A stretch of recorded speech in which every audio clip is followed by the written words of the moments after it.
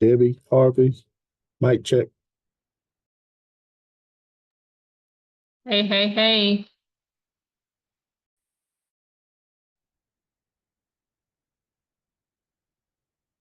I got you, Donald. Hey, Okay. good.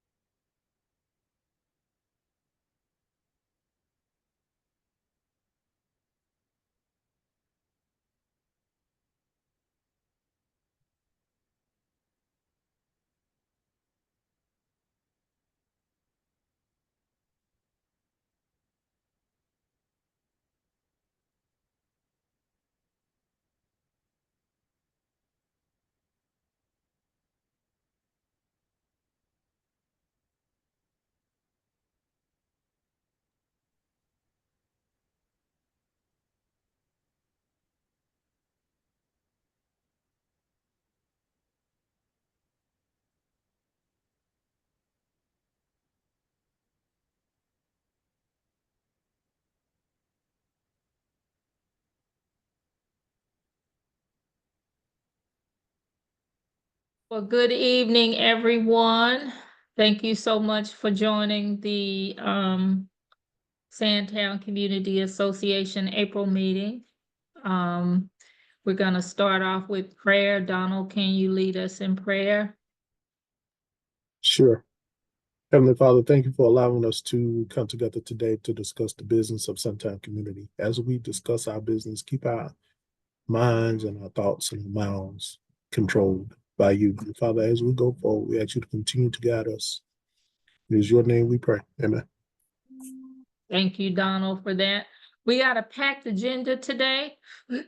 So I see Officer Rogers and I see the Assistant Chief Glenn Washington on the call. So we will start with fire, if that's okay. Yes, that's fine. How's everybody doing this evening? Doing great. That's good. So I'm just going to highlight a few things that we have going on right now. As most of y'all know, the CERT program, we started that, I believe it was last weekend. It was a success. So I think we have 4 or 5 more meetings before everybody graduates that CERT program. Also, we have 28 new fire recruits that started about a month ago. Their projected date for graduation is January of next year. So we're excited about that. We also going to have our Camp Embers program. That will be June 10th to June 14th.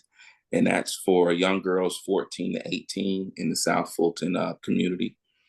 The renovation of Station 6 is ongoing. The completion for that is within the next couple of months or so. We'll also be putting our new Truck 6 at that station as well. We also have an award ceremony coming up April 18th at the Southwest Arts Center for newly promoted officers. And that promotional ceremony will be at 6 p.m. We're also, for those individuals that got promoted, we're conducting a new officer orientation for captains and lieutenants. And it basically provides a foundation for newly promoted officers to kind of give them a jump start, give them the tools and equipment for success. And last but not least, we just moved our time forward. So we always suggest when the time changes, you change the batteries in your smoke detectors. So I just wanted to give a quick reminder on that. Does anybody have any questions for me? If not, all right. Thank you so much for that information. Congratulations on your new class. Oh, thank you. Officer Rogers, you're up. Good evening, all. How's everybody? Fabulous. Good. I'm going to be real quick. I don't have much to report out in terms of crime, but just want everybody to be aware that we are coming into the spring break weekend and week. So this is the time where I just like to reiterate with you all to make sure, again, that you are not leaving any valuables in your vehicles. Any suspicious persons that you may see roaming through your neighborhoods during the day, if they're ringing doorbells, walking around to the back of the house, be on the lookout for that. Give us a call immediately. Also, just be on the lookout for packages that may be delivered and people that are picking up these packages off the porch. We do have plans in place to address our spring break week in an effort to decrease the crime and to decrease these car break-ins. But we just need you all just to remember to help us help you all. And with that, I'll answer any questions if you have them. If not, then thank you for having me as usual. I have Hello, one. Hello, go ahead. this is Delphine. Hi, Debbie. Hi, Hey, Officer Rogers. Hello, Hello. ma'am. How are you? Hi. So, in our subdivision, Sandtown Center, recently we've had 2 incidents Mm-hmm. where we have a group of young men to like 4 in the Mm-hmm. morning and checking cars if they're open. They're, stealing items out of the car. So I really appreciate, you saying not to use personal items, to leave personal items in your car. Correct. Um, if I needed to, who is our, I don't know what the title is called, but like over our community. All right. So I am that person. My Okay. division falls within the community policing division. I am a Okay. community policing division. So let me give you my number real quick. And then also, do you know if anyone actually called 911 when this was taking place? Yes, I think one incident they did call 911. I have all the details. I sent it to Chief Meadows, but no response just yet. So I Okay. just want to forward the email to you and communicate with you if that's okay. All right, so this is what I'm going to put my number and my email address in the chat. That way Yes. you will have it and everyone else will have it. And that way I won't delay your meeting any further. But I'll be glad to put this on our extra check and patrol. Yes. And just to ensure that, or just make sure that everyone in your community know, just to continue to call 911.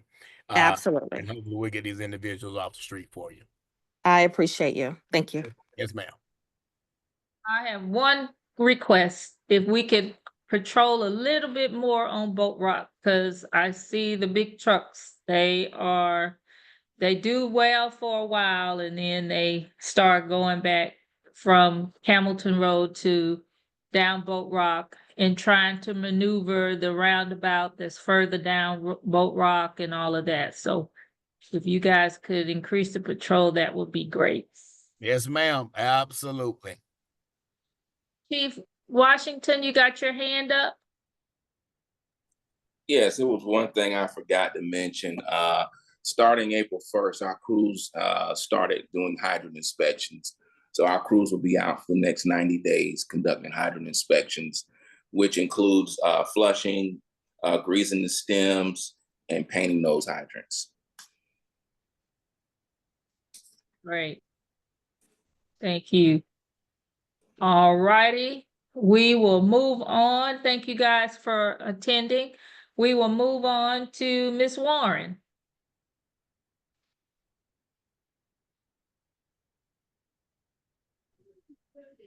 Good evening, everyone. We are one day away from spring break, and if you are a parent of a school-age child, I'm sure you are excited for a week of rest. I'm going to start with Westlake High School. We are in search of a new principal. As we know, Principal Adams got a promotion and he is no longer traveling an hour each way to work. He is in the city of Decatur in the chief position. And so last week, actually not last week, this week, Monday, parents and community members got a survey that they can fill out for us as we choose our next leader. I've gotten several phone calls about it. What is it going to look like? Who are we looking for? Will other principals apply? Usually for Westlake High School, we like to have a sitting principal. And so once we have the survey out, the zone superintendent and the superintendent will look at it and decide next steps. If we go ahead and we interview candidates, the job will post shortly after the survey closes, which is on the 14th of April. And we will start the process. Those who would be on the interview panel would be a person from the SGC.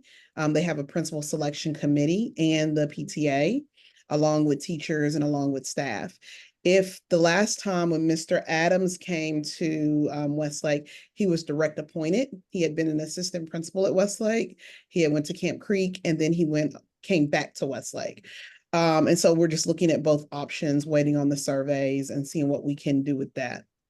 I want to, there is for parents today who, any of our schools, I wanted to let them know. So we have centrics, which are badges around your neck. And basically what that does is, as part of our safety plan, whenever something happens, if someone mistakenly touches hits the button 3 times, it calls for a hard lockdown. And it indicates a shooter. So today we had a teacher who accidentally hit it. And so we had to send some notification out to our parents to let them know, no, there was not a shooter. And you just have to retrain people. But it's been a really helpful device having that. But if you hit it mistakenly and the school goes in hard lockdown, people get nervous. So we were able to call off the hard lockdown about 15 minutes after it happened. But that's just an FYI for people to know. As we go into this next semester, this end of the semester that's coming to end, I really want to encourage parents to, right now it is April 3rd. And so when kids get back, they are going to go into testing mode, but also making sure that they are, you're checking in on their grades and making sure that they are trying their best so they can get their best grades. Last but certainly not least, legislatively, there have been a couple of bills that have passed, or we anticipate the governor signing around several issues. There was a charter bill that was heavily contested. I think it was SB 82. There is going to be a referendum around a new senior exemption. And so there's a lot of bills affecting education. One that was signed early on was the cell phone policy. So students in K-8 cannot have cell phones in schools. The schools on the new law, they are required to store them. They can only have them on the buses coming back and forth if they bring them at all. And so there's a couple of bills that we're watching tonight to see what happens. But a lot of things happening in the Gold Dome that eventually will impact education. For the new senior exemption that will happen, we estimate for our district, it's going to be about a windfall of $50 million. And so what we have started to do is, not started, but continue to do through this budget process, we have asked all of our departments to cut back at least 5%. And really trying to make sure, because in addition to that and the cuts federally from some of the money, we just anticipate it's going to be a very, very lean year. So we're just really looking at the numbers and trying to get the final impact numbers for it. But we will know more about the impact after the session ends. I'm going to pause because I've talked a lot, and I want to see if someone has a question. I have a question. Go ahead, Ms. Hill. Yes, with the cuts being made to the Department of Education, I've been talking with some of my friends around here about how we can help as volunteers in the schools. And I know that we have to go through background checks and all of that. So if there's any place we can get information about what we can be doing to get the clearance we need to come in and help, like Randolph and Sandtown and Westlake, in any way you need us, between April and the time school starts, We can go through whatever process that is. We just need to know what that process is, so that we can help out. But we've got 10 toes down, ready to help. Thank you so much. If you send me an email and I'll put it in the chat, I will link you with those principles. So of course, I'll send you to a webpage where you can do the background check. Keep in mind that tomorrow's the last day. So if you go ahead and do it tonight, tomorrow, they can have you processed by the time school comes back. And then I will link you to those principles because we have field day coming up. We have lots of awards day programs. Beginning of the year, we have tons of just events. And so all help is needed on deck. There's been lots of conversations about what it's going to look like from the federal level and federal funding. The majority of our funding, I want to say 18% is federal, but don't quote me on that number. But it's small, but it's a large amount of money. So not to downplay the cuts at all. One of the things that we are doing, just keeping in mind of what we anticipate on happening, is of course asking people to cut our people to cut their budgets. We're also being very intentional about our contracts, going through our contracts. And we actually do this every year, just making sure there's no fluff in them. I've gotten a lot of calls about people who are saying, yeah, federal cuts are coming, but you guys have a very large fund balance. Our fund balance is about $300 million. And for those who are on the call, that basically it's like a savings account, right? And we're required by law to keep a certain amount in it. And if you were at my Westlake community meeting that I had about 2 weeks ago, we talked about how to run the district, to do payroll, and to keep all of our buildings open on a day-to-day basis. It costs us about $100 million a month. So essentially, we have about a 3-month fund balance. So when you start talking about federal cuts, when you start talking about additional senior exemptions, and we want to make sure that our seniors have relief. And right now we have an existing exemption. I just tell people that, we're just in the stage right now where we are watching our funding, watching our money. We do have the lowest millage rate in the metro area, but we're going to just have to make some hard decisions about what we want for our children. And as we do our budget process at our April meeting, we will have our first budget markup, and it is on April 17th. And so it is virtual for those who want to watch, but we're very transparent about our process, but we anticipate some difficulties due to all of these factors with funding. Okay, well, thank you. I just sent you my email through a direct message in the Yes. chat. Okay, thank you. Any other Alrighty. questions? Any other questions for Ms. Warren? Well, thank you, Ms. Warren. We appreciate you joining us today. Let's go on to the development projects. Mr. Hilliard, you're up. Good evening, Ms. Davis, members of Sandtown. I'm Hakeem Hilliard. I'm here this evening on behalf of Hutch Development. I think if you all have seen me before, I've given updates on this project a few times now. This project was originally approved. And Ms. Davis, is it all right if I share my screen real quickly? Go right ahead. Okay. I thought I would, if I can get to it, let me see here. Uh-oh. I can never do this when I try to do it here. Uh-oh. Uh-oh. Well, let me try to talk while I'm doing it, so I don't take too much time up. If you all recall, this project is at the corner of Camp Creek Parkway and Campbellton Road. It's a 60-acre development project that was approved back in April of 2022. It contemplates the development. It's a mixed-use project that contemplates the development of 4 single-family homes, multifamily, 288 units, 58 townhomes that we based on the market may be for sale as well as a single family. And then about a percentage of it along Campbellton Road would be commercial projects. The project has been pending for a while. There's a couple things that have been holding us up. There is let me take this off the, there is 2 things that we were working on. Back in March of 2023, we submitted for a land disturbance permit. If you all recall that this project contemplates the inclusion of a roundabout on the Campbellton Road side of the project. The site plan that you all have seen, if I could pull it up here, a part of the zoning, the roundabout that was proposed in our discussions with GDOT was going to be much smaller than what they ultimately decided would be required. I think that's ultimately going to inure to the benefit of the community in this project. It's a multi-lane roundabout. And that project is still, that roundabout, the particulars of that have not been approved yet. And that's part of what's holding up we believe the issuance of the land disturbance permit, which has now been pending for a year and a half.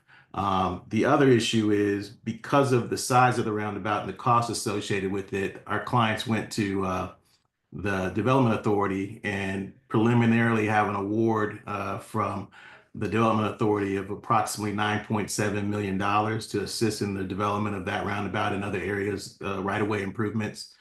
It's just to make clear that money is not something that they're gonna put in their pocket on the front end. They have to invest that money first and build all of this out for them to be eligible to receive those funds. So those two things are part of what is slowing us down a little bit. But what we're doing now is for the commercial component along Campbellton Road, we have an application pending for certain variances. One of the things that we've discovered in engaging with potential commercial tenants for the area, they're concerned about the access or viewability of the commercial component from Camp Creek Parkway. And so what we are seeking to do is to seek permission to reduce the setback along Campbellton Road for the commercial component from 25 feet to 10 feet, which would allow for a 10-foot landscape strip along Campbellton Road. We're also asking for a reduction of the 40-foot buffer along Camp Creek Parkway and reduce that to 15 feet. The buffer along Camp Creek Parkway, although we're asking for a reduction to 15 feet, there is a 140-foot additional buffer along Camp Creek Parkway. So the buffer really is just for passersby to see the commercial development from Camp Creek Parkway to some extent. And then along Campbellton Road, we think it's also important because if we had to set back some of the commercial parking, you wouldn't be walking across the development project through a sea of parking to get to the commercial development. So to be able to move it closer to the street, it brings some of the parking behind the buildings, and it gives you a better opportunity to allow the required sidewalks and the way the development is laid out to accommodate pedestrian traffic as well as vehicular traffic. I'm going to stop there and ask if anybody has any questions about it while I try to figure out how to show you the pretty picture I had prepared to share with you about this too. Does anybody have any specific questions about what I've said or about this update? And the variance application is going to be considered by the BZA on April the 17th at their meeting on the 17th of April. So I'm happy to talk offline or separately or with anybody prior to that meeting if you want to have any additional information or comments or suggestions about that. And I'm going to try to do that again.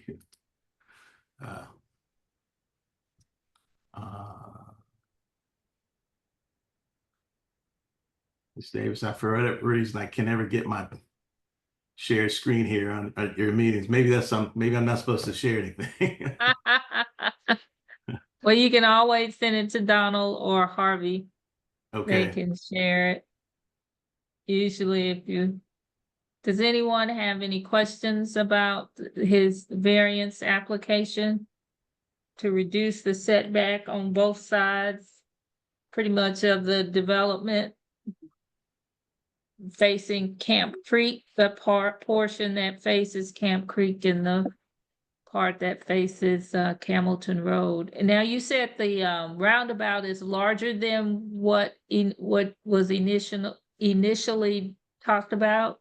Yes, and I will find a way to I can email you the plan so you can distribute it, but it's actually it was like it's a little larger. It's like a multi-lane roundabout, at least 2 lanes going in circles. I don't know how it's going to work, but apparently it's newer and better more effective. And even though we're a little frustrated that it's delayed us, it's apparently going to serve everybody a lot better. So it's going to be between Wallace, no, between, where is it gonna be, between Wallace and Reynolds or right at Reynolds? I see it being right at Reynolds. Okay, Yeah. okay, so the Reynolds people will have an easier way of getting out of that street, because the traffic will flow around.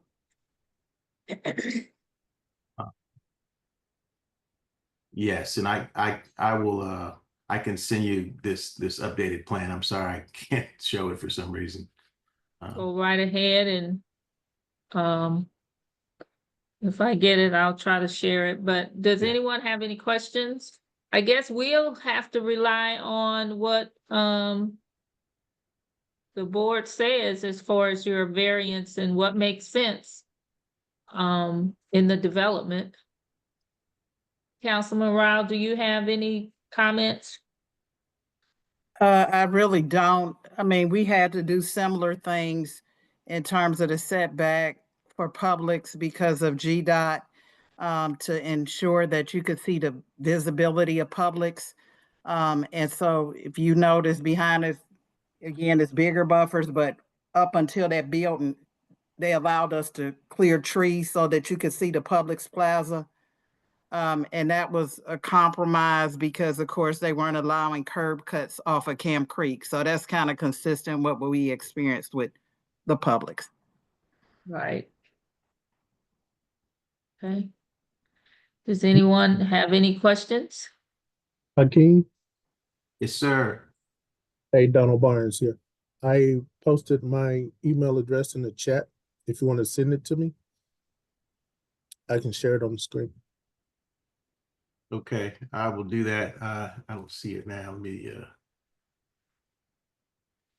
Well, what we will do, Mr. Hilliard, if that's your presentation, we'll move on to the next person and then we'll come back to you once we can get to your presentation up, if that's okay with you. sure. Okay. Thank you. Okay. Ms. Blanco? Are you on the call for the project at 1875 Dove Drive? I see she put in the chat, she's one of the managing partners of the acreage. She said, if you have any questions, come directly to her. I don't know, I can't see if she's on the call. I thought she was. I guess she had to get off. So with that, what she is, they submitted an application. I'm sure everybody can read in the chat what she wants. She submitted an application for that property to be zoned R4A to build 3 or 4 houses. Councilman Rowell, do you have any comments on that? I don't. This would be my first time formally seeing information about this project, but I think maybe she came back on because I see something that says Acreage Technologies. Okay. Hi, Ms. Blanco? Hi, how are you? I apologize. I was kicked off or something with my software, not software, my internet. So I'm just getting back on. Oh, okay. Well, you're up. Oh, perfect. So hi, my name is Whitney Blanco. I'm the owner of Acreage, and we proposed doing a redevelopment of 1.09 acres of land on 1875 Dove Drive. I know that some of the members in the community are looking to only do a single family home. And I'll just be very frank with you, doing a single family home right now in this tariff and it's basically you're going to be breaking even, and we're doing it to build and sell homes. And so we're looking to basically do 3 to 4 homes on that plot of land, either with a shared septic tank or to tie in with utilities. And so I just wanted to introduce the idea to you, and we had a meeting a couple weeks ago. I met with some Department of Planning people earlier today.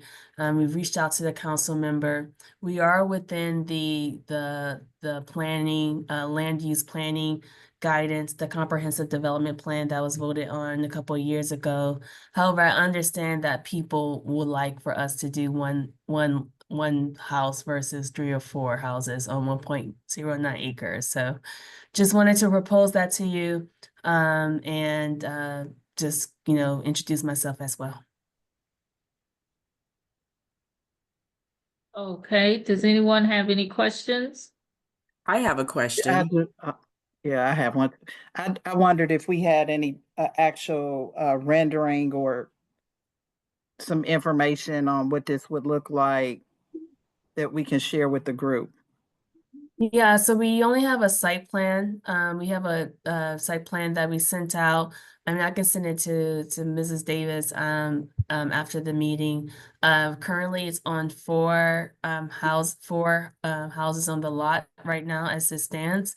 I've spoken to some people from the Department of Planning, and we're speaking with Department of, I forgot the name of it. It's for environmental health and environment, for the plugins or the tie-ins to the utilities. And so we're running those analysis right now just to understand what's best for the land. So what is the land zone for now?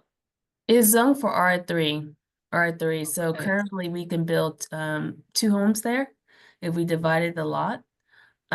So it's really a question of adding an additional home, or, maybe even 2 more. So if we were to do 4 homes, it would be 1/4 acre lot homes at 2,400 square feet. And this is with us tying into the utility system, or into the sewer and water. And then if we were to do the, even for R4A, we are still looking at doing 3 homes, and it would be the same situation. So right now, the site plan that we've submitted, we are looking at doing 4 homes, but I know that I have spoken to some of the members in the community, and they are opposed to it. And so we're really debating if development is a solid option within South Fulton, if it's only going to be 1 house per acre. And that's really what the question or the tension is.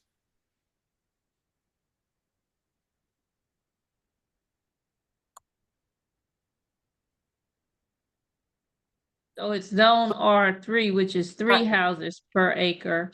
No, And R3 is only 2 houses per acre, and that was one of the issues that I spoke to earlier. It's an inconsistency in the policy. So sorry, I'm just getting on camera.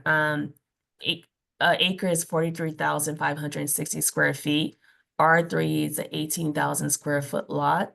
And so we will basically have to reduce the size of all of the lots in order to accomplish 3 houses per acre.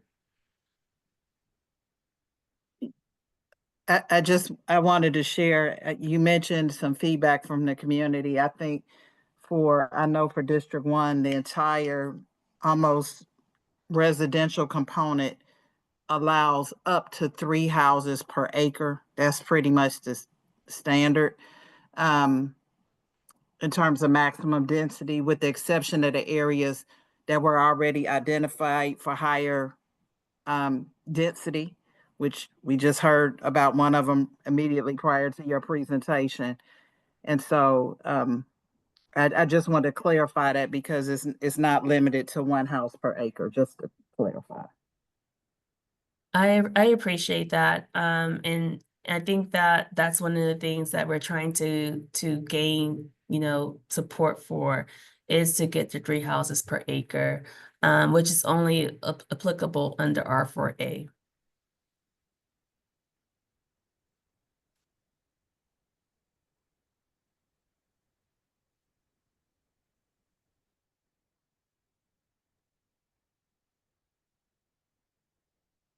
I guess I'm just feeling confused. I know, I don't think it was, I don't think it was clear. I don't, to just give a background, what my company is, I have a real estate technology company and we've run analysis across all of these different parameters. And I don't think it was clear until last week that the only zoning available or the only zoning that allows for 3 houses per acre is R4A.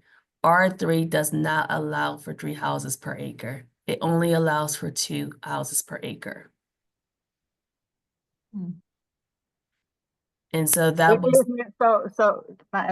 So I think again, the future land use talks to just in general, it's just a general, because usually we don't have a person dealing with one lot and redeveloping or subdividing. You're usually looking at a subdivision, so you're looking at a bigger parcel of land. And so is it that based on what you want to develop, when you look at the size of the lot, the width, it doesn't work on that particular site? Is that what?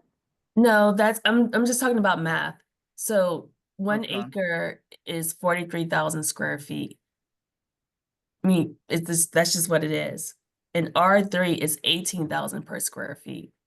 And so if you have that law, like that regulation, like of course, if you go to 2 acres or 3 acres, that's the whole 9 yards. But if you're gonna bound it at 1 acre, 3 houses per 1 acre, then that same zoning policies should apply at 1 acre.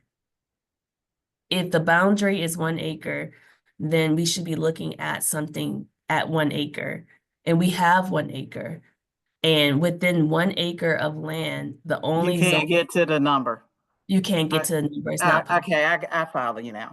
Mhm. But like I said, that might be something since we're updating, but the reality is we rarely see situations where we're dealing with a 1 acre redevelopment and dividing in a lot. We're usually, again, dealing with a subdivision or a bigger piece of land.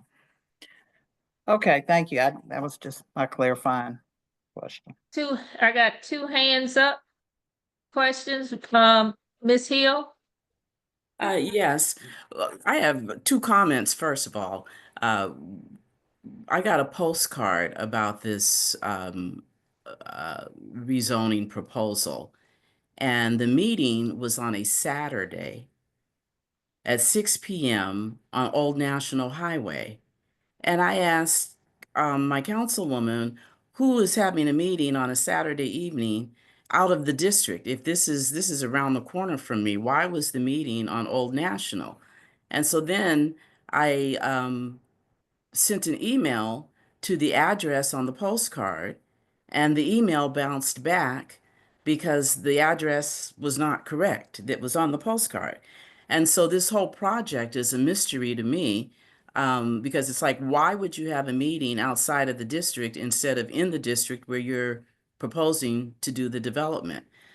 So those are my comments. And I'd like for you to address that. And then I'd also like to know what impact you're tying into the existing infrastructure will create when it comes to sewer and water for the existing homes. Okay, no, I definitely understand. And so we were aiming to have a meeting within South Fulton, and we wanted a place that was a public space, so we chose a library.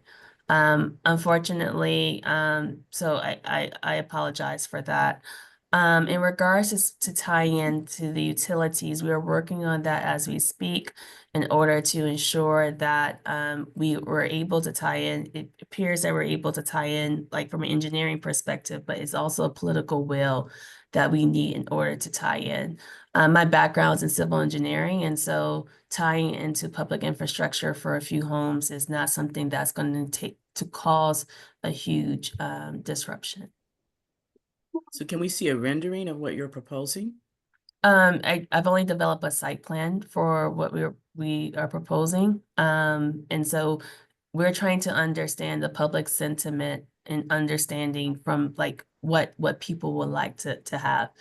And I'll also be very transparent. We do these things, and we want to reduce the cost in order to understand the entire project. Renderings, are upwards of another $3,000 to $5,000. So I think that, you know, if there's no political will in order to do that, we don't want to spend the additional funding for it. So what would these homes cost? We're looking at doing workforce housing between 300,000 and 400,000.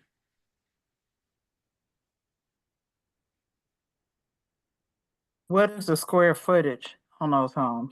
We're looking at between, if it's a tie-in, it will be around 1,600 to 1,800 square feet if we have to tie in. If we're able to do a shared septic tank, we're looking at 2,200 to 2,600 square feet. I don't believe you can use a septic tank. Really?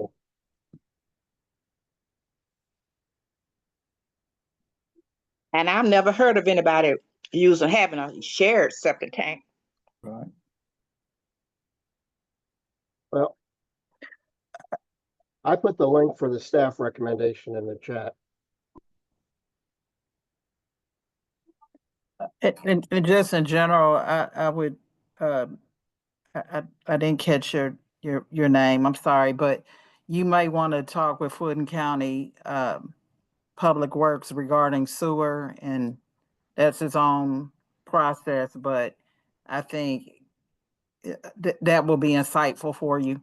They can give you a lot of information where you might potentially tie in any of those kind of questions. They don't lie with the city, but they can answer your questions. Yeah, so we're in conversations with them right now, and and we're just trying to analyze if it's best to go forward with the development or not. Okay. My last comment, I see that the staff recommended denial of this, but we do have the Wolf Creek Library right on Enon Road, which is in the district. I mean, again, Old National, which is at least 5 miles, no, maybe it's 10 miles from the development on a Saturday night. You know, I don't know how many people turned out for that meeting, but there are very few meetings of that nature on a Saturday evening that far away from the district, particularly when we have a lot of venues right here. But anyway. So I appreciate your feedback. Thank you. Is that the CZIM or just an independent meeting? It was a community meeting we had a couple weeks ago. How many community people were there? There were 9. Well, see, I think that the city council should mandate that any project or building or whatever that is proposed in a particular district, that the meetings must be held in that district, because a lot, Old National Highway, whether you approve of it or not, does not have the best reputation. And if you're going down there at nighttime, the people in your district, and particularly if they're older people, may not even want to come down there. So to me, the best thing would be, I mean, your explanation for me personally is unacceptable, but I don't, I'm not affected by that. But the other thing is, I'm concerned about the number of houses that you like to put on that 1 acre. As I drive through city of South Fulton and Union City, where there's building, because it's most of the warehouses being built down there now. But anyways, I have noticed that the houses are extremely close together. You can almost, one neighbor could almost reach out of the window and touch the hand of the other neighbor reaching toward that house. And I'm concerned that if there were a fire, that more than one house would burn, maybe the whole, until you got a big space. They're just too close. And I wish that the city council would look at that. And I wish that developers will bring to this community proposals that don't put people's hard-earned monies in jeopardy. Because I hope I don't have to tell you that we live in an area where insurance coverage is very costly. We live in a predominantly Black community. The city of South Fulton prides itself with, I think, having 90+% Black people. That's good and that's bad. The bad part is that we are going to pay, the insurance companies are targeting us whether they have the bad experience or not. We're easily targetable because we are a predominantly Black community. And I don't need to tell anybody that Black folks pay more for everything. If you're going to get a loan, you pay more. If you don't know it, I hope that you do, because that is a fact. It's not my personal opinion, though I do have one, but the facts show that. So I wish that you would, as I said before, would consider the fact that wanting 3 houses on that piece of property may not be the best thing to do. When I moved in this area, you have to be, we all had septic tanks, had to be on at least an acre. So all of my neighbors on at least an acre and a half. But I guess I just don't want to see, and the first subdivisions that were built followed a model where they built not starter homes, but homes that are very, very nice homes, and they're on good sized acres. And one house could burn down without 4 or 5 other houses possibly catching a fire. I think that this is something we need to be concerned about, because with all due respect to the fire department, I seriously doubt that if you got 3 or 4 houses burning up, that they're going to be able to take care of that, save them. That's all I have to say. Well, Can I Go ahead. respond to that? Just a couple things. There's currently an ordinance being considered by City Council. I think it'll be on our April 8th meeting for the second read, where we are going to require that any projects, this has not historically been a problem, but it has become recently, that we would like it within a 5-mile radius of the project site.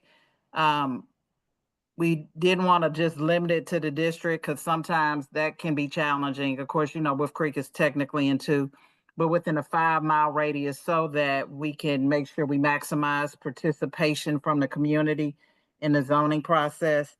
So I hear you, Ms. Denson. And please know that, developers can propose what they propose. That's why we have staff that also look at the projects and provide recommendations that go to the planning commission and to the city council ultimately. So I just want to share that there is a process. People have a right to propose, but again, the recommendations that come from staff, they look at all of those things as well as our code. So it sounds like to me, Ms. Blanco, is that you're engaged with staff, and you're engaged with Fulton County. The question is, the R4A rating, zoning rating for that property is what you actually need. R3, you're saying it says 3 acres, 3 houses per acre, but you really can't get 3 houses per acre in terms of the square footage. It's not enough land. Our community here, I live in Regency Hills, and we are three houses per acre over here. So, but what you're saying with the square footage of what you're looking at, you can't get the R3, you can't get the 3. So you need the R4.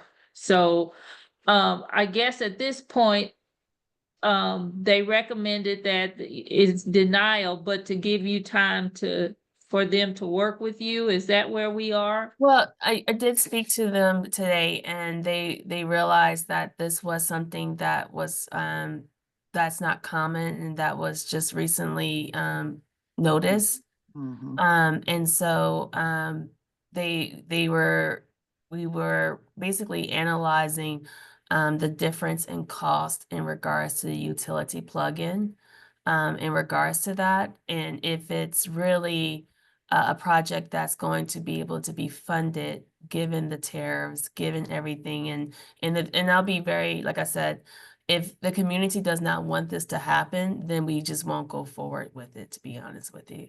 And so that's basically where we are, where it really makes sense for us to do multiple houses for this investment, especially if we're going to pay for utilities to come down the street, if we're going to do that going forward. So you know, it was also a question of if we should hold the application or should we present on Tuesday or should we wait another month? But I think that we will have an answer within the development team if we're going to go forward by tomorrow. What is workforce housing? You described it as workforce housing. What is that in practical terms? So workforce housing is basically housing that targets people who are working and making at least between $70,000 to $140,000. So it's people who are your policemen, your school teachers, the people who work at the city jobs, all of these different positions. And so one of the goals of my company is basically to develop in areas and to create the ideal scenario for investors to come in for development, take into consideration all the different factors. And so if there's political will, if there's architecture, now, you know, architecture desirability, if there's enough demand, then we help communities and we help individuals who are professions. The person who owns the land is a pediatrician, right? We help SMEs basically develop in communities to do this type of work. It's interesting you say that because I have over the years talked to many police officers or firemen or whatever, and most of them do not live in the areas in which they protect or their zone assigned to. They always say, I've heard them say, we can't afford to live in the areas that we are assigned to. So that's interesting that's the target that you are going after is your state workers, city workers, that kind of thing. Yeah, my father was a police officer. My families are blue collar workers. My uncle picked cotton. I'm from Louisiana. So I have 4 degrees. I've done well for myself, but there is a need to do this type of development. And there's so many different factors that must be taken into consideration. So my company, we basically do all of this analysis at a fraction of the cost, and we keep the cost of development at a very low rate. Well, at this point, I think Councilman Rowell and Ms. Blanco, we kind of at the mercy of staff on what should happen. Go ahead. Ms. Blanco, if you could share your information and or your phone number, you could direct message me. That would be helpful. Given the staff recommendation, I don't know if you want to, you know, they mentioned that defer and see if you can address the issues that get those questions answered. That probably might make sense. And then if you change your site plan, you can resubmit it to the staff to look at the revision. Okay. So that. Okay. And I apologize. We definitely will take into consideration and ensure that the next time we submit a proposal that it is in proximity. We did take those notes. Thank you. And please bring it back to Sandtown Community Association. Okay. Yeah, yeah, you're welcome to come back once you work through all the details and we'll make sure, you know, we have a group here to discuss it with you. And you are a home girl. I'm from Louisiana as well. All Debbie, right. may I make another point? Debbie, may I say something else? Yes. I'm sorry, I didn't see your hand. Yes, as far as the rendering, you know what they say that a picture is worth 1,000 words, and well, they do, and I do too. But I'm wondering if I don't know if you could get a student that does this to help you come up with the rendering at a, you know, not what a license if they're professional would do, because it would be good to be able to see what the plan is rather than just having it being described to us. You think that could happen? Yes, that can happen. That can definitely happen. We're working on doing it fairly quickly and using AI tools, and that's something that we're hoping to roll out with the company soon. So if we went with the architect, they would charge us $5,000. So we'll definitely we'll have that, we'll create that if that's definitely necessary.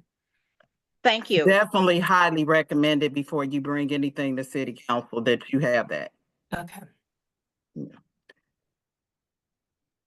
Thank you. Alrighty. Thank you so much, Ms. Blanco. Mr. Pimsler, you're up. Thank you, Ms. Davis. Good evening, everyone. Thank you for allowing us to attend the meeting tonight. Ms. Davis, if it's okay with you, I'd like to share the screen, please. Okay, go right ahead. Excellent, thank you.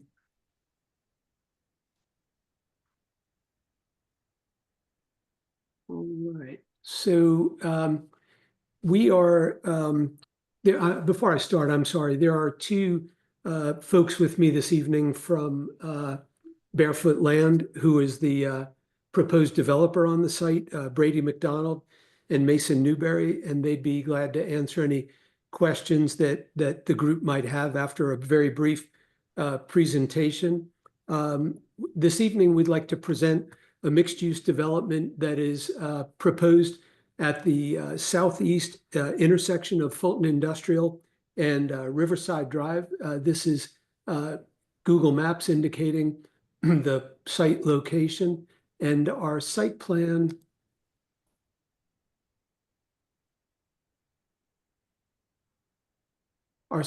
is should be on the screen now. We have this parcel of land. It's a kind of a L-shaped parcel of land. Is a little bit over 9 acres of land, and we are proposing 7,500 square foot of restaurant along Riverside Drive. There is an existing multifamily development to the south, if you will, and southeast corner of our property. The Stowe Corporation is located up across Riverside Drive. In addition to the restaurant, we have a proposal for two 10,000 square foot retail spaces and a 3-story, 120,000 square foot self-storage facility along Fulton Industrial. The proposal is to rezone the land from mixed zoning to C2. The C2 zoning allows for these various mixture of projects and is also in compliance with the future land use and the comprehensive plan that the city is currently operating under. The storage facility conceptually would appear in this manner. This is the view facing Fulton Industrial. The retail building, I'm sorry, here's another view. This is the apartment side of the self-storage building, and this would face Riverside Drive. And the retail buildings and the restaurant would have a similar motif of masonry and these rather contemporary overhangs at the entry doors of each of the units. Barefoot Land Company has prepared a multiple page document, which we'd be glad to share, which outlines the proposed self-storage facility, goes through the benefits, the business operation, and addresses some frequently asked questions. We'd be glad to share that, and if that's helpful and appropriate. We have attended the community zoning information meeting on March 3rd. We held a public meeting on site on the property itself on March 24th. We mailed to the community over 415 postcards announcing the meeting on site. We will plan on attending the Planning Commission meeting on April 16th and hopefully move on to City Council on May 13th. And we are glad to answer any questions that y'all might have, and appreciate very much that you allowed us to present this evening. The site and the project is not located within the boundaries of the Sandtown community, but we had attended previously, and appreciate that Ms. Davis invited us back. And we've been speaking with Councilperson Rowell as well. And like I say, we're glad to answer any questions, and appreciate your time this evening. Thank you. I don't know if everybody remembers, but they were here in October of last year. We didn't have the conception. It was a discussion of what was potential development. So are there any questions from anyone? Yes, I have one. Yes, go ahead. This is Stephanie Hudson. What type of restaurant? Yes, so thank you, Ms. Hudson. I don't believe at this conceptual stage that we could speak to the exact type of restaurant. What I would say is that at 7,500 square foot, it could actually be a couple of restaurants. Many of our clients are in the 3,000 to 3,500 square foot, typically for smaller restaurants. What we have made sure that we've provided for are adequate parking per the zoning ordinance for that type of use. The requirements for, I've got those outlined on the left side of the screen, and the restaurant use has a different, it's twice the parking requirement as the retail use. So we wanted to ensure that we had adequate parking, and then we would leave it up to the market, honestly, to determine, what the restaurants would be. I can't be more specific than that right now. I apologize.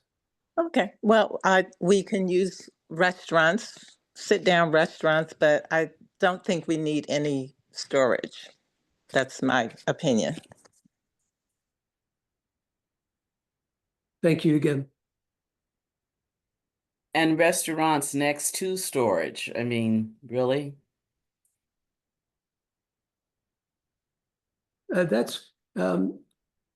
is, Ms. Hill, that's why we positioned the restaurant at the opposite side of the property from the storage facility, and the driveway. The intent, the parking requirements and the traffic counts for self-storage are rather limited. So we tucked that back off the main drag. Most of the access, the primary access, would be to allow vehicular and pedestrian access to the retail and the restaurant uses.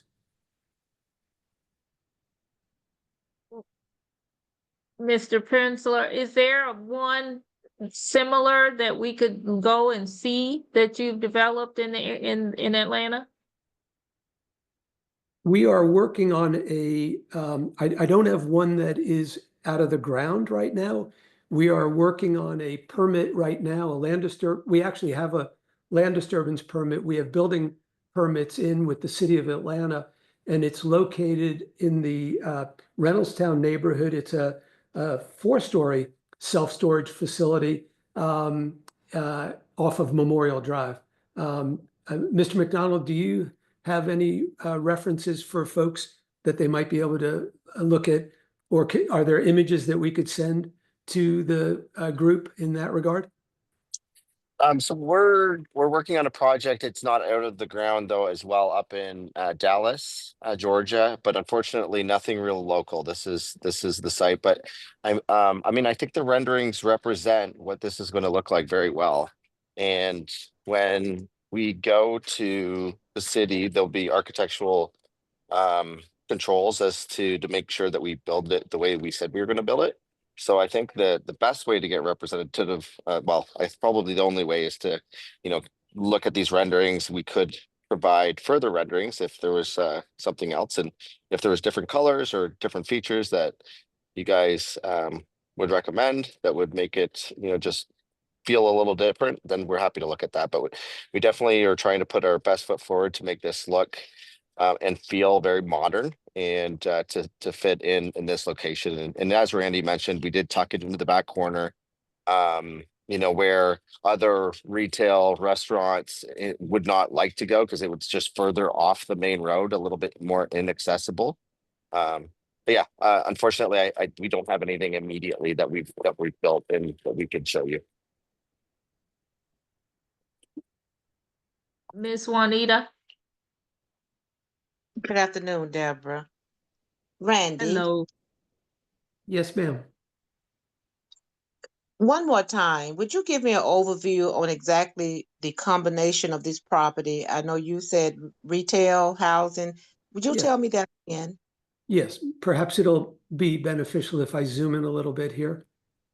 Whoops. There we go. Just back up. All right. So in this lower right corner, this is the gray area is a 7,500 square foot restaurant. And the reason that footprint is labeled as it is, as opposed to the retail, is that the zoning ordinance requires different parking.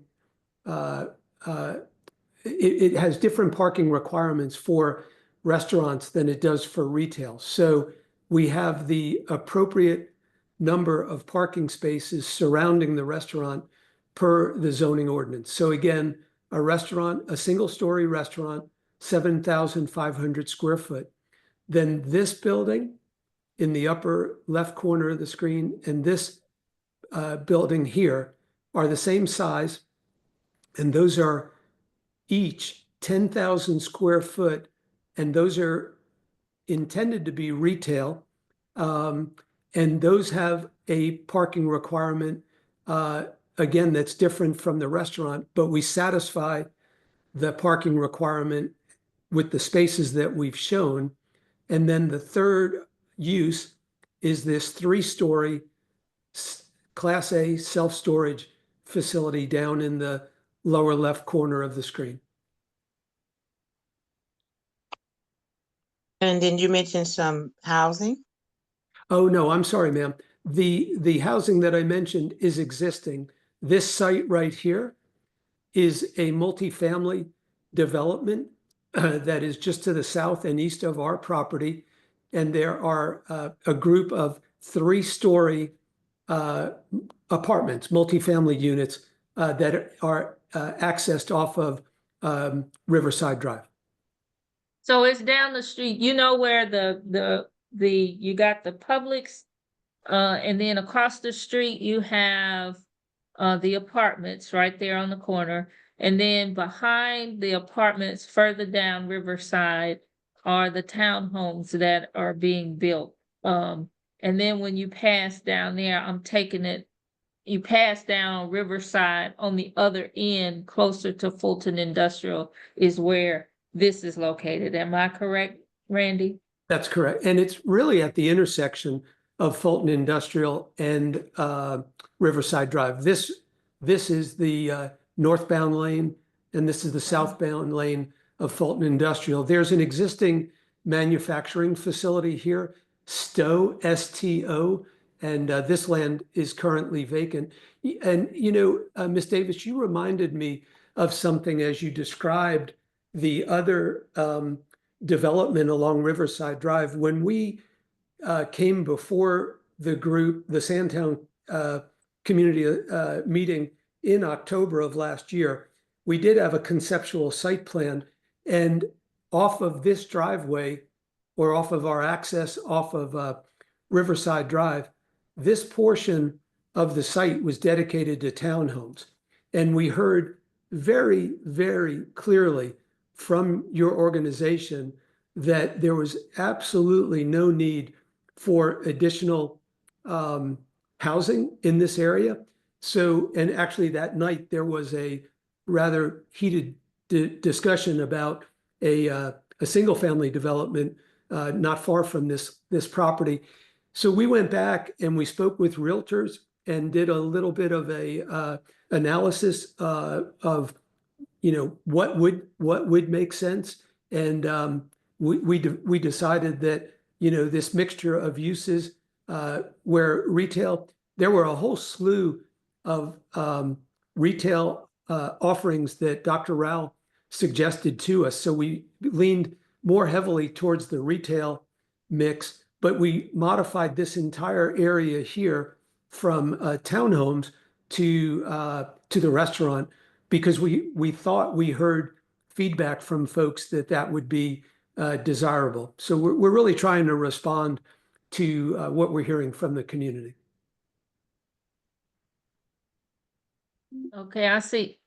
Miss Juanita, you still have a question?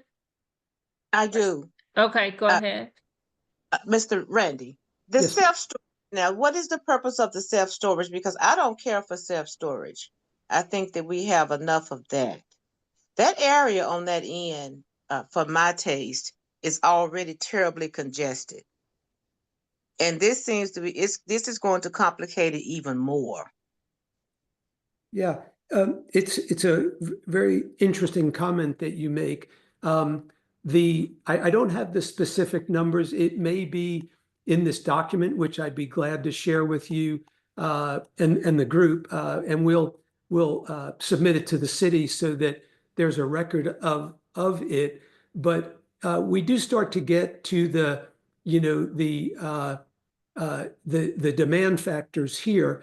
But your comment about congestion, typically, and it's spoken about here, self-storage facilities generate a lot less traffic than retail stores, residential development, or the restaurants that we're proposing. And that's because people don't go to these on a daily basis. Typically, folks will go, at the beginning of a storage pattern, drop off their materials. Granted, there will be, box trucks and vans and things of that nature, but the impact on traffic is actually pretty insignificant.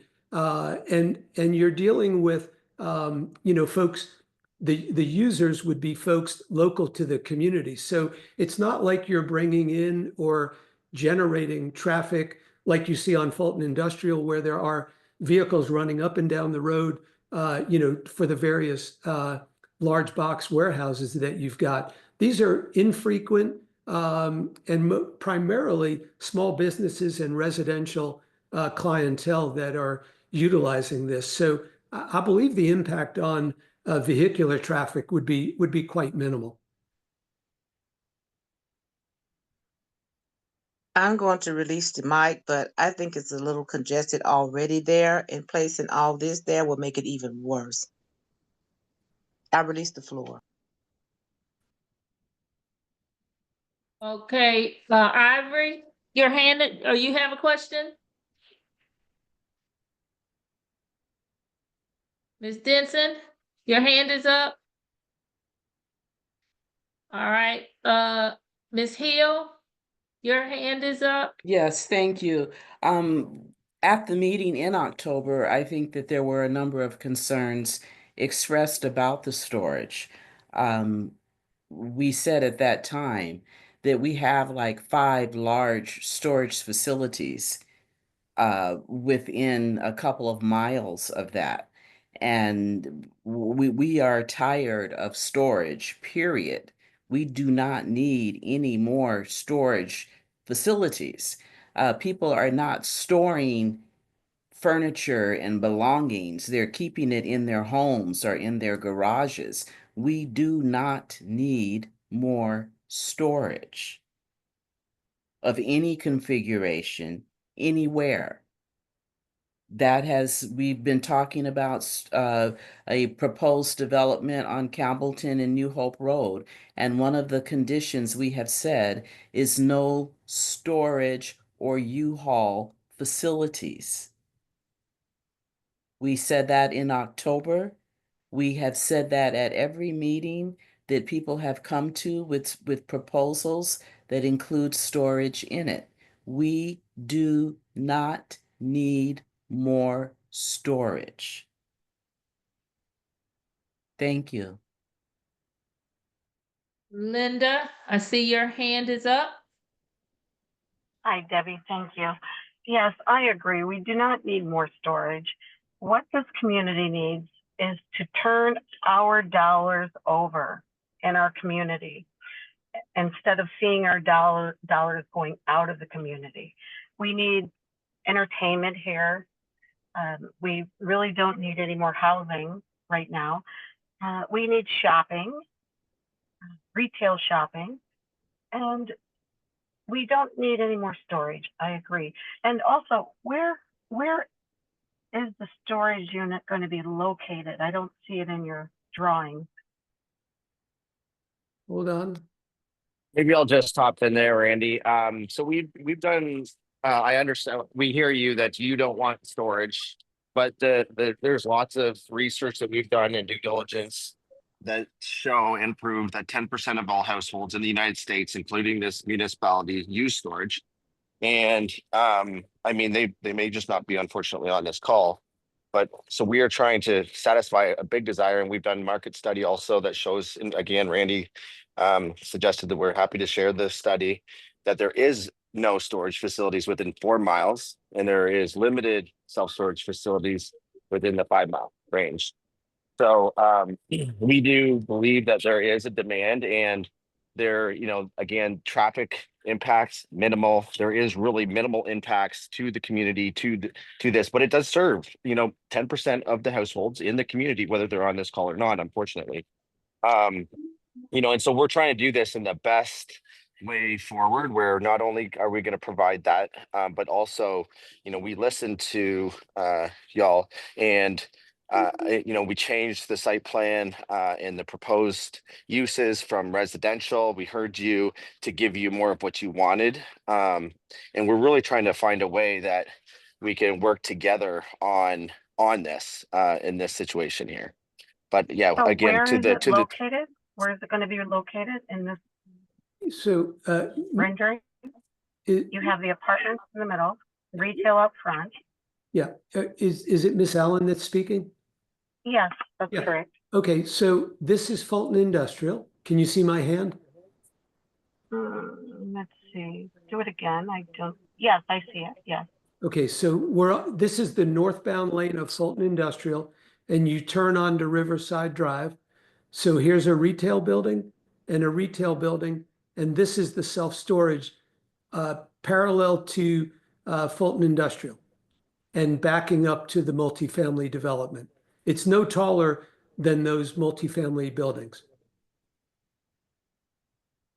Okay. I'm not sure where, do y'all see yellow marks on the screen? I don't know where those are coming from.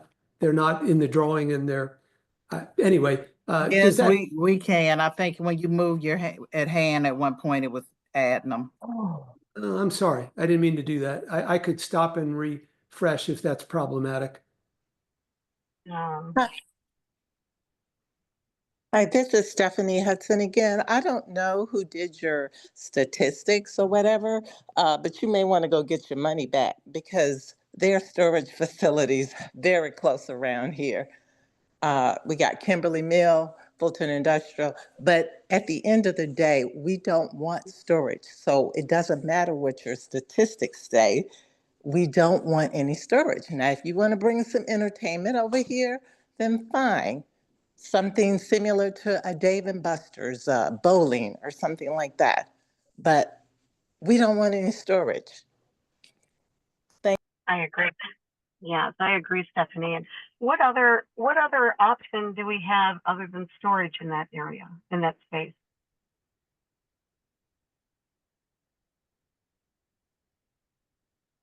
You talk to any breweries? That's a good idea. I mean, the additional space where the retail and restaurants are, you know, set up for, it could be breweries if that's what you desire. But for the project to financially make sense, the storage has got to be a component of this. Just obviously, this is a business, and it has to financially underwrite. Like, you know, this development here that we're showing is probably 20 million. So you know, it takes a lot of money, and obviously we have to make sure that we can earn our money back, and And so the storage is just a piece of it while we try to give you more of what you are asking for in the more desirable portions of the parcel. So we're concerned about our Debbie, quality of life. You're concerned about your money. We're concerned Well, about quality of life. So maybe this is not the best place for you.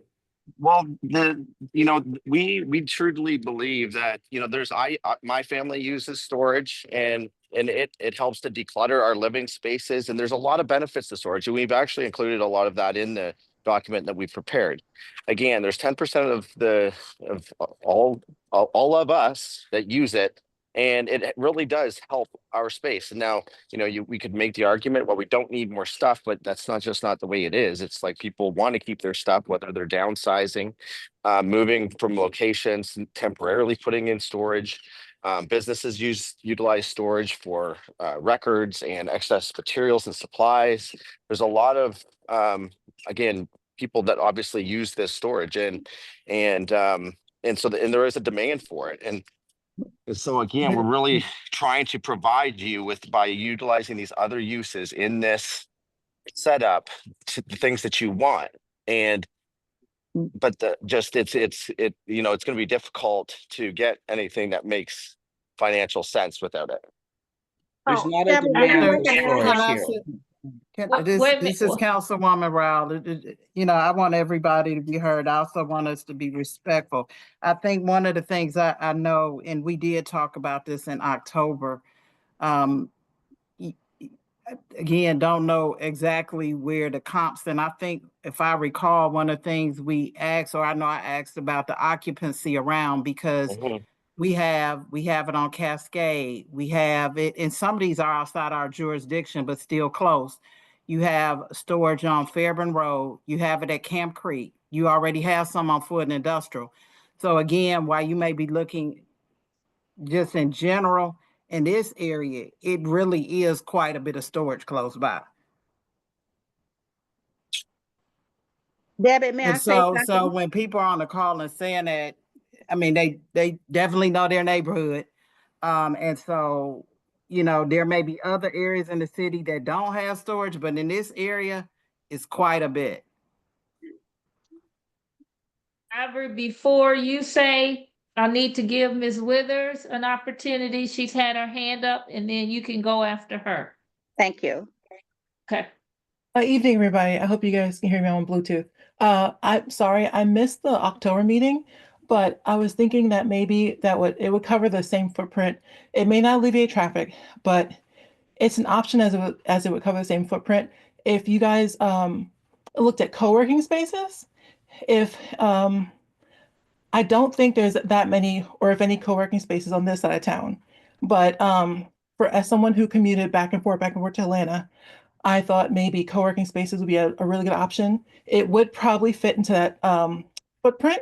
And I don't know the ins and outs of the finances, but it feels like you could probably make just as much money doing desk space as opposed to storage. Thank you very much, Ms. Withers. Appreciate it.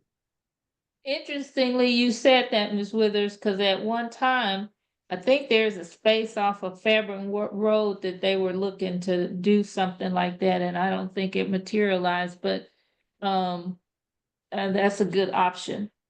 I agree Ms. with that too. Sorry, guys. I just want to say I like that idea a lot. Yeah. Ivory, go ahead. Yes, I have several concerns. One of those is about the storage facility. I thought this is something that had been laid to rest as it relates to this community. So it surprises me that it keeps coming up. Now, what I am concerned about is that people traveling through the community, that they will, in other words, they live in their community where they don't have all these storage facilities. But you travel through our community and we have them. That is not fair. To me, it reminds me of, there's a lot of history behind how things are sited. Landfills are typically located historically in America where African Americans live. When the interstate highway was built, during the Eisenhower administration, they came right through the middle of African American communities and just destroyed them. And so now, we have the storage. Most of the storage facilities for these 18-wheelers are in the south of the county. And everybody should know in 2025 that African Americans suffer with respiratory problems more than anybody else. And our wages are a percentage of what the majority of people earn. So we have less to put on to medical benefits. I am sick and tired of bearing the burden for people who don't want to who want to have all the good things all the time and don't want to share with any inconvenience, that don't want to put up with things that injure their health. The same thing with the airport. Atlanta ain't never going to build an airport north of the county. I'll be dead and probably resurrected. Christ will be back. Why? Because those folks over there don't want the pollution from the airport. But we have it over here. It has expanded. When I moved down here from Connecticut in 1974, the people at East Point, when that city was 99% white, they received money from the airport. As this area has become black, and the airport has expanded so much more than what it was in 1974 when I moved here. And more houses, more people, but we get nothing from the airport. And there is pollution from it. I'm sick and tired of bearing the burden for other people to have a better quality of life than I have. It is not right. And as I said before, I thought that the storage facility issue had been settled, and why it keeps coming up, and I don't know what a class it is, Mr. What is it, Pimsley? I think I got the name correct. But if you would, now that's gonna make a difference to me because I still be opposed to it. But just for information purposes, I like information. If you would tell us what a Class A storage facility is compared to other classes, which I don't know what the other classes are. But if you'd be kind enough to do that, well, I would be grateful. But as 2 or 3 people have already spoken, we do not need more storage facilities to serve this community. And I'm not interested in serving people who just are passing through and stopping just to bring their junk, their things they want to keep forever. Let them put those facilities in their community. Let them share some of the problems with having too many storage facilities in one's community. And with that, that's all I have to say this evening.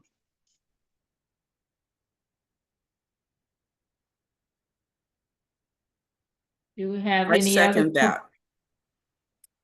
Do we have any other questions?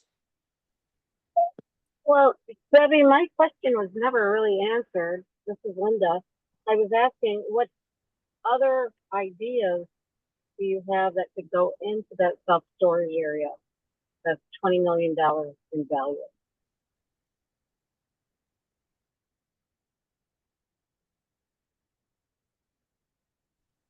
I'm sorry, Miss Allen, is that a question for the development team or for the community? Oh, no, for the development team. We don't want storage, that's obvious, but what other ideas, what other businesses could possibly go in that space? Yeah, I don't believe we have an answer for that this evening because we, had proposed a mixture of uses, the retail and the restaurant. I'd have to circle back with you. I don't have any suggestions at this time. Okay, maybe the community could think of some suggestions to offer to you. Sure. Certainly. Are you familiar with the painted pen concept? Have you seen those? They're it's a bowling alley, really. They have several in the metro area. Again, thinking about what I heard about an entertainment venue. In fact, it's in a industrial area. It's on Miami Circle. Yes, I do know that, Councilwoman. Okay. So that's an idea to take back to your people. The retail and the restaurant piece, I think would survive and do well over there because of the traffic count that's on Fulton Industrial. I think that would be a good place for it off of right there. I agree with everyone about the storage. We have storage. I use the storage. My storage I use the one off of Cascade, but there are a lot of them around here. And so I agree with everyone. We don't need to flood our area with storage, just as we don't need to have duplication on food places, like sometimes it, have a Chick-fil-A on one corner and have one on the other corner and all.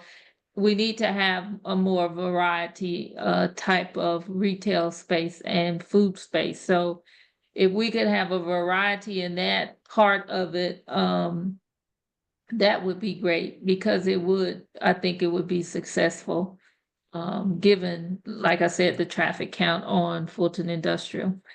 But if we could rethink the storage space, I do like the individual workspace that someone mentioned, because we don't have it here.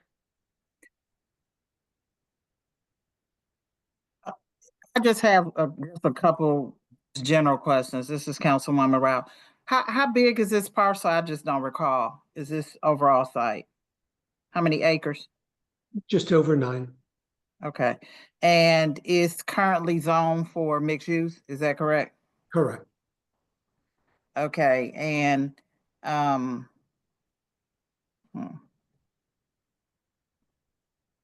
okay. Well, I think that's it for now. We'll take one more question, y'all. It's 7:59, and I do have to give Mr. Hilliard another opportunity. And I have a couple quick updates too. And we got quick updates too. So Brittany, and then Brittany O'Neill and Kay Callahan. Hi, yeah, so I just had a really brief question too. I remember I was reading a while back that the thing was said about Fulton or South Fulton not have, like, they surveyed the income, and based off of the income was like a determining factor of the type of businesses that was proposed and put into our area. So I wanted to confirm if that actually is true.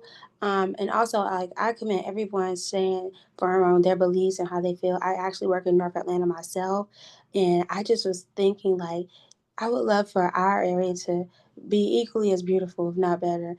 And I think that as long as we stand together, it's definitely, but also getting more people. Sorry, I don't mean to go so long, but just wanted to ask about that. Like, is that actually a true indicator? And like, okay, if we are against storage, like, a majority shows like, yeah, we are against storage. Like, how do we beautify our land and also make a profit and stand firm? Like, this is not what we want, but we can, like, be reasonable enough to be like, we want something, but we want something, of course, it's going to bring money and wealth. Like, everybody wants money and wealth in our community, and we want it to look nice as well. So how do we make sure we get what we want? That's not accurate. That's not accurate. Okay. It's not accurate. Thank you for sharing. Thank you for confirming that. And to add to that, the city has been working with retail strategies. I could tell you District 1 and 2 have some of the strongest economic demographics in the city, but overall they're pretty good. We have pockets where, we have to focus on making sure household income, but it is a reason that at Sandtown Crossing, you have a number of corporate brands in the area. The truth of the matter, I also agree, this retail space will be occupied. When it comes to the area, we don't have a lot of it. That's the challenge. But what we have is occupied for the most part.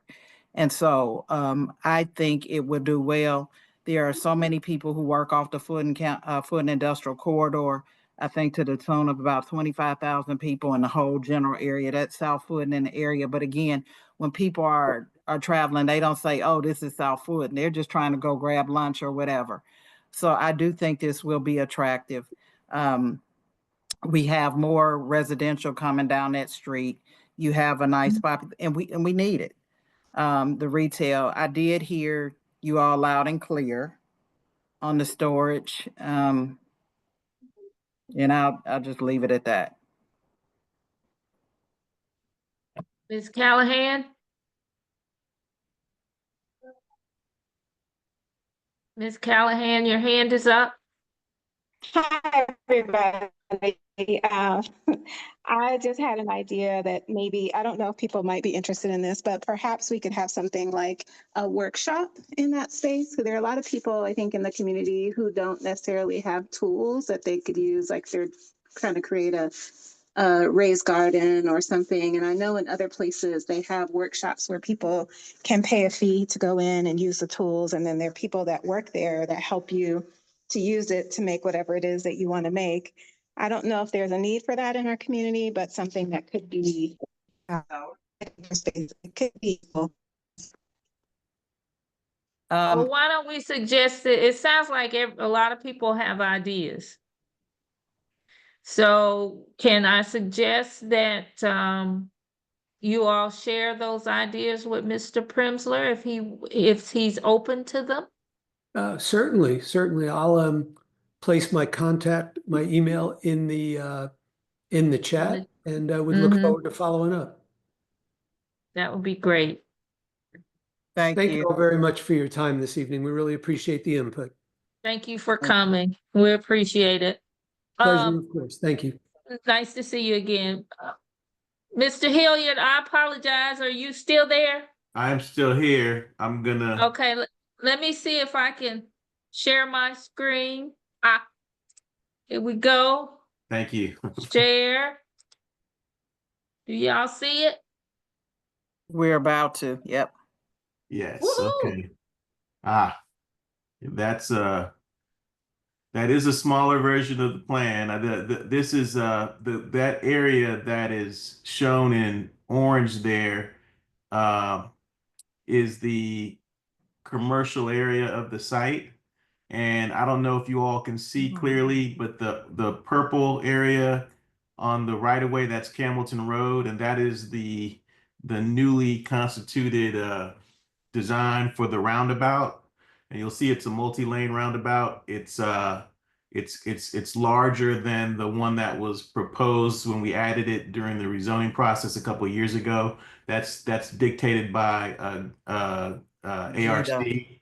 And I think you'll find, even though it's taken us a longer time to get there, it's actually going to be much more functional based on its size. But what it's done is taken a significant portion of the commercial area from the site that's involved in the commercial component, which is what's necessitating this variance. And in addition to what I said earlier, we're generally moving or attempting to move the commercial buildings in the commercial area closer to Campbellton Road that allow for the elimination of some of the parking that would happen on that street that the community will have to look at. And we're going to have a design with small trees in front as well. There's sidewalks that are proposed along that area and trying to make it all function that way. So this is a general request to reduce the buffer along Campbellton Road. We think that in combination with our opportunity to move some dirt around when the LDP permit is issued is going to kind of attract the tenants that everybody wants to see. There's a lot of interest already by folks that we're not going to consider, given some of the comments we've heard over time about what we want to see there. But we're very confident that we're going to get a good commercial client base as we go, and we'll keep you informed as we proceed. I don't know if there's any additional questions that you all have and based on reviewing this plan in particular, but I'm happy to answer those for you. Yes, I have a question. The roundabout, it looks like from your schematic, it's on the other side, like flipped. The distance between Campbellton Road and Camp Creek, what study have you guys done in terms of the car imports? Because right now, between Campbellton Road and Reynolds Road to my house at 8 o'clock and also at 4 o'clock, there's around 5 o'clock through 6, there's a lot of car lug towards my house. I mean, it has been like that. So if they have the roundabout there, that's number one. Number two is the distance between Reynolds Road and Camp Creek. How would that work? I can, so I will tell you that this issue has been studied since we originally initiated the zoning, and the roundabout was recommended by the Georgia Regional Transportation Authority. So this whole plan is a collaborative effort by the traffic engineers at the city, ARC, Greta, and it's been exhaustive. As I said in the beginning, this plan has expanded in terms of the roundabout, its design and location, as the study has continued. So I'm happy to share with you the information in the study if you want to look at that and kind of see the details of how that's come about. It's not a final decision, so you have the opportunity to talk to the folks that are doing it as well. I'm confident though that this is a best case scenario because this plan has been worked on for so long. But certainly because you're right there, you deserve the right to have the opportunity to see how it's going to impact you specifically and answer any questions so you can have confidence that we're not going to make the situation worse. The plan is to make this, it's not going to solve the traffic problem that you all are already experiencing there, but the goal is that the impact will be minimal and hopefully improve the existing conditions. And so I'm happy to kind of have I think I've heard you speak before because you're immediately right there. I'm happy to coordinate a conversation with us and for you with the officials that talk about how they came up with the design and how it's going to impact you in particular. So how do I get to talk to them, or how do they get to talk to me? I can put my name and number and email in the chat, and if you reach out to me, I will put you in touch with the right person tomorrow. That would be great. Oh, tomorrow's Saturday. That's fine. Oh, tomorrow's Friday. Okay, Tomorrow's yeah. Friday. Sorry. Yeah. Okay, That'll be fine. okay. I'll put it here right now, and that's for you or anybody else to ask questions. We want to make sure everybody's fully informed, and that's all a public process, so that information is available. But I'll put you in touch with the folks that are working on it. That'll work. We'll share. I remember the reluctance people had about the roundabout at Boat Rock and Campbellton Road. And if you remember the time before it was installed, we used to have a lot of accidents right there at Campbellton and New Hope. They worked on this. I know it's been a year and a half on this transportation. When I tell you everybody has weighed in on it, and hence, like you said, it was bigger than they anticipated. But I can tell you as somebody who lives in this area, something definitely needed to be done about Reynolds. I think it will make it safer. You know, again, we didn't know how the one would work at Boat Rock, but it works like a charm. It really does. And so I think, like anything else, people get used to the flow of it and the cadence. And, you know, I think it'll be safer. It's just too many accidents that happen there now. So I can't even imagine adding more to it without a traffic solution. And of course, that was one of the conditions I put on the project being improved, that we would address some of these issues based on an increase in traffic that would be anticipated. So I'm not against it, the roundabout. Actually, I like it. I'm not against it. I'm just saying the car imports, you know, when you look at the distance between Reynolds Roads and Camp Creek, it's very close. I'm not against it at all. Actually, I like it. I mean, like you said, we were the one that looked into that a long time ago. So actually, I like it.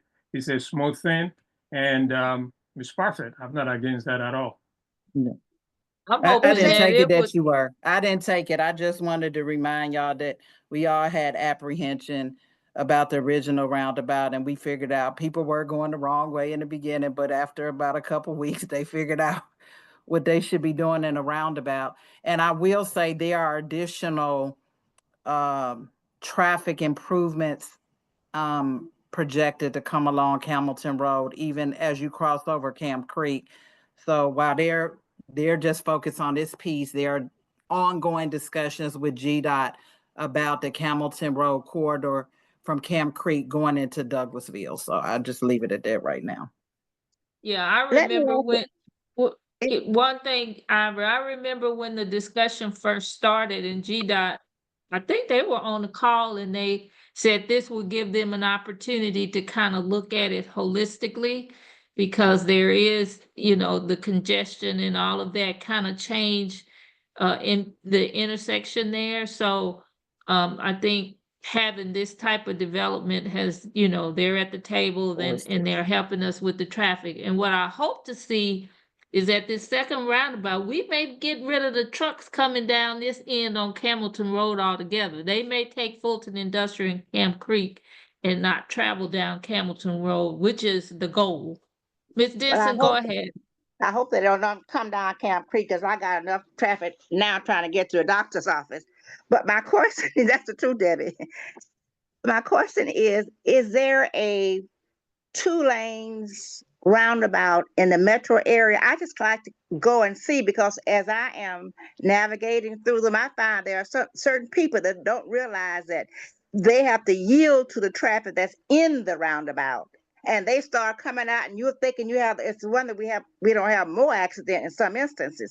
So I'd like to go and just see how that process is working when you have 2 lanes in the roundabout.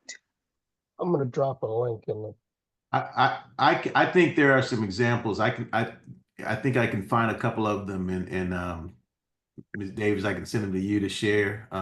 I don't have to go way up to Tennessee to find one. No. No, it seems like I know where there's one that I have seen and they have a clock in the middle of it, and it's 2 lanes. And I just can't remember where I saw that, but it's here in town. There are a couple, I think, yeah. Mm-hmm. Well, somebody will let me know We'll find the video, Ms. Denson. We'll find the video and I'll send it out in my newsletter as well. So Mr. Hilliard, and if you have it, send it to me and I'll also make sure we get it out. Okay. Thank you. All righty. Well, with that, Mr. Hilliard, are you done or? I am. Thank you for sharing your screen because meetings always go better when they can look at the paper and not my face. So I appreciate that. All righty. Well, we will move on. Thank you for coming. Marietta Square, Miss Juanita. Okay. Maybe that's where I saw it. Councilman Rowell, you're up. Okay, a couple quick updates. Since our last meeting, we had a couple follow-up meeting. We had one on 0 Campbellton Road. This is regarding the proposed rezoning for a 2006 zoning at Campbellton and New Hope. We were supposed to have a meeting on yesterday. That meeting didn't happen. Mr. Hughes had some kind of emergency, but we did. I got feedback from the residents in Promenade and Montclair regarding conditions on the commercial, and we likely another meeting will be held. It was supposed to be deferred to April 8th. Since we didn't have the meeting, we don't really have an answer yet. So stay tuned and look for an update at next month's meeting. I guess that's the best way I could tell you.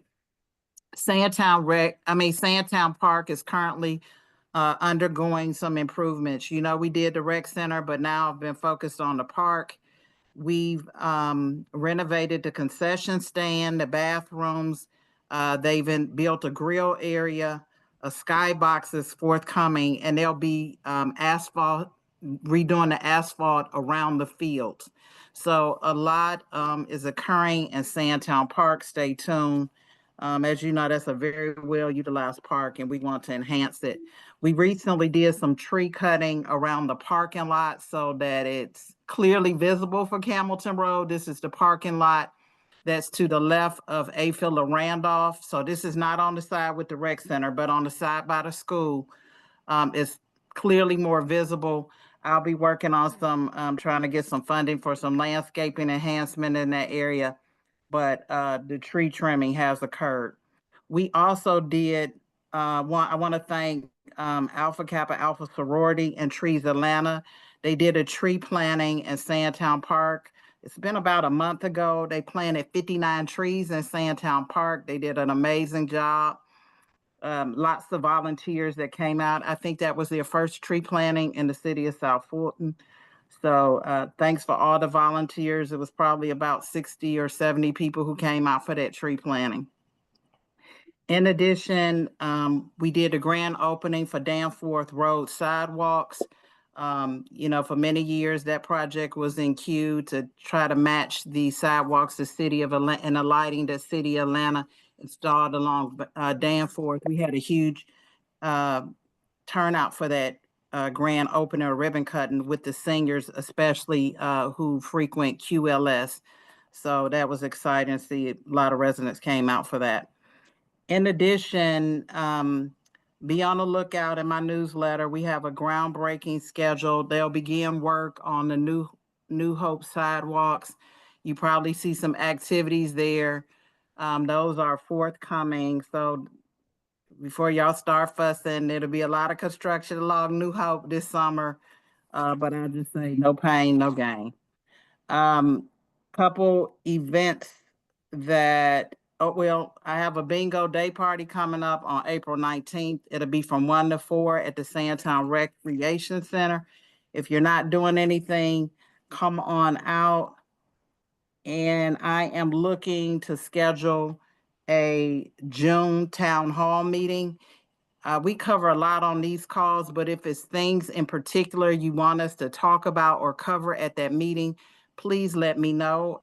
I'll take your ideals and we'll make sure we get them incorporated in our June town hall. I think those are the main things I want to cover. It's always something going on, but those are the big ones. Any questions for Council? I do. Go I have ahead, a Ms. question. Denson. Yes, I have mentioned it before. So one thing I want to get an answer to is who do I need to send a registered letter to about the fact that the attention has been brought to the city of South Fulton that it's dangerous when you come up there to a meeting at the Sandtown Community Center and you have to park way away from that. It's dark. And of all the improvement that you mentioned tonight, I didn't hear anything about lights. It's easy I'm surprised somebody hadn't gotten killed or raped or harmed or something like that. It is dangerous up there. We have park rangers. I'll follow up because that was one of the some of the feedback you gave at the police town hall.